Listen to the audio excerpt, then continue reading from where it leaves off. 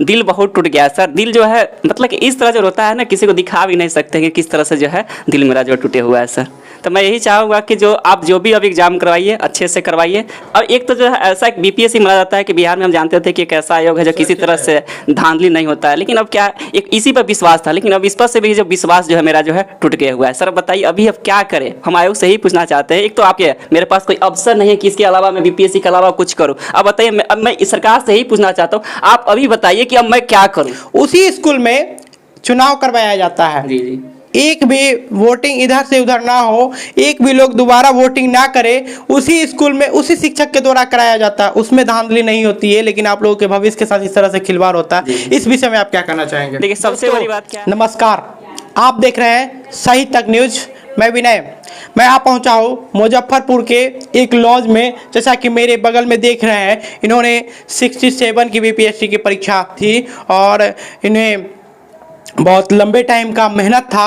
और इनके द्वारा जब एग्ज़ाम दे करके सेंटर के बाहर आए तो इनके मोबाइल के ज़रिए या जैसे भी इन्हें पता चला जो एग्ज़ाम रद्द हो गया। इसी संदर्भ में आइए मैं बीपीएससी के एक्सपीरियंस से आपको मिलवाता हूं जिन्होंने इस बार एग्ज़ाम को दिया था। क्या नाम है आपका? राजीव कुमार। कहाँ से बिलोंग्स करते हैं? मुजफ्फरपुर से सर बिलोंग करते हैं। मुजफ्फरपुर से। यहाँ आप लॉज में भाड़ा पे रहते हैं? हाँ, यहाँ से हम 7 साल से रह रहे हैं। 7 साल से रह रहे हैं। 7 साल से तैयारी कर रहे हैं? नहीं, उससे 11th 12th हुआ, उसका ग्रेजुएशन हुआ, उसके बाद तैयारी कर रहे हैं बीपीएससी का।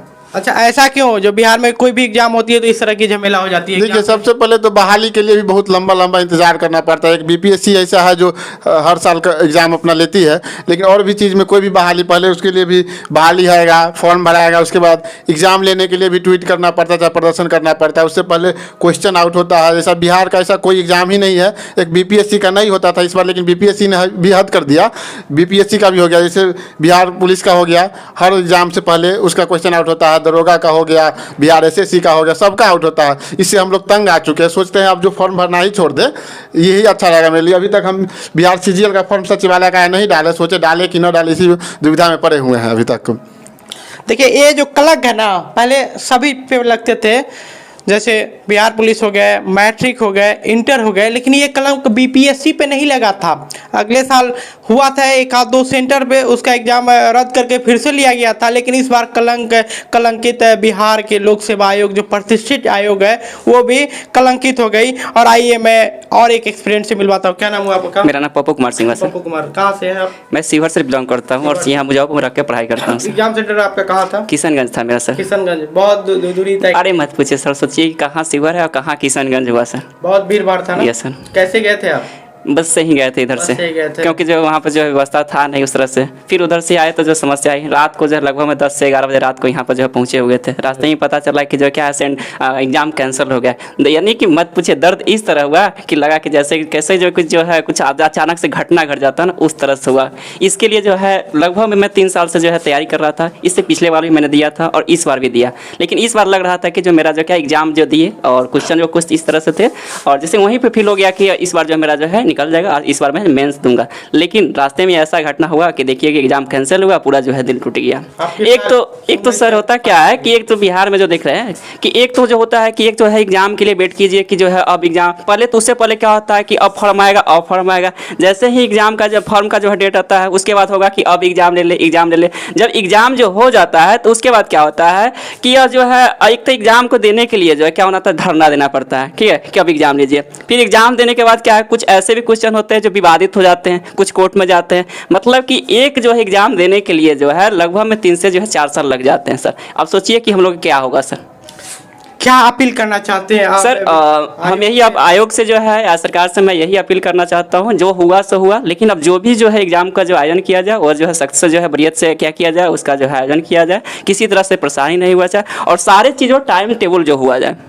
आप लोग जैसे कि प्रशासनिक सेवा का तैयारी करते हैं तो आप लोग को तो प्रशासन के बारे में पता ही होगा, आप लोगों के भविष्य के साथ इस तरह से खिलवाड़ होता है। इस विषय में आप क्या कहना चाहेंगे? देखिए, सबसे बड़ी बात क्या है कि जो अभी जो धांधली हो रहा है ना, ये सब जो 50,000 रुपए के लिए हो रहा है। अब सोचिए कि अब पहले जो यही फॉर्म निकलता था तो जो लगभग में 2 से 1.5 लाख जो है लोग बच्चे जो फॉर्म डाल देते, अभी क्या है 6 लाख प्लस हो जाते हैं। रीजन क्या है कि यहाँ पे सब यही चाहते हैं कि जैसे ही मेरा पीटी निकलेगा 50,000 रुपये, उसको मेन से कोई लेना नहीं, लेकिन कठिनाई जो हम लोग जैसे स्टूडेंट जो रात रात भर बिता देते हैं पढ़ाई में, ठीक है। अब सोचिए जो अब यहाँ यहाँ तक जो शरीर जो मेरा देख रहे हैं ना इतना गल चुका है। समस्या यही है मतलब जब एग्जाम का समय आता है ना तो उस समय जो है सही से खा नहीं पाते हैं। एग्जाम के क्या है तो एग्जाम है, लेकिन पता चलता है कि एग्जाम का परिणाम क्या निकलता है कि जो है कैंसिल हो जाता है। आपका एज क्या होगा अभी? मेरा जो है वही लगभग 26 से 27 होगा सर। 26 से 27 साल। Yes sir. इसी आस में जी रहे हैं जो मैं प्रशासनिक सेवा का तैयारी करूं और मैं भी प्रशासन संभालूं, और इनके साथ इस तरह का दुर्व्यवहार, सौतेला व्यवहार किया जाता है, ये कहीं तक जायज़ नहीं है जनाब। आपका जो आयोग की जो स्थिति है उस स्थिति से देख करके हमारे सभी बिहार वासियों को एवं सभी स्टूडेंट को जो दिल टूटता है जनाब, वो कहाँ नहीं जाए। क्योंकि देख सकते हैं इनका रूम का सेटअप, देख सकते हैं कितने मोटे मोटे किताब रखे हुए हैं। एक छोटे से कमरे में इसी पे पढ़ते हैं, इसी पे सोते हैं, इसी पे बुक भी है। देख सकते हैं जैसा कि कैमरा पर्सन आपको दिखा रहे हैं।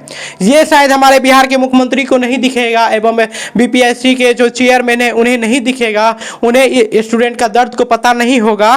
क्योंकि बच्चे को जो सेंटर दिया जाता है, जहाँ तक सेंटर की बात है, अपने होम डिस्ट्रिक्ट में तो गर्ल्स को रखा जाता है, लेकिन बगल के डिस्ट्रिक्ट में 100 किलोमीटर के डिस्टेंस में सेंटर देनी चाहिए थी, लेकिन बच्चे को 250, 270 किलोमीटर, 240 किलोमीटर इतने दूर सेंटर दिया जाता है। बहुत ऐसे भी बच्चे हैं जिनको सेंटर तक ना पहुंच पाए और वो एग्ज़ाम छोड़ दिए। एक बात और, मैं एक आयोग से मैं यही सिफारिश करना चाहता हूं सर कि अब जो है किसी तरह से जो धांधली ना हो, सबसे पहला बात है। अब बताइए, अब आप सब पे विश्वास मेरा टूट चुका है ना, अब हमको कुछ दिखाई नहीं दे रहा कि अब क्या करें सर।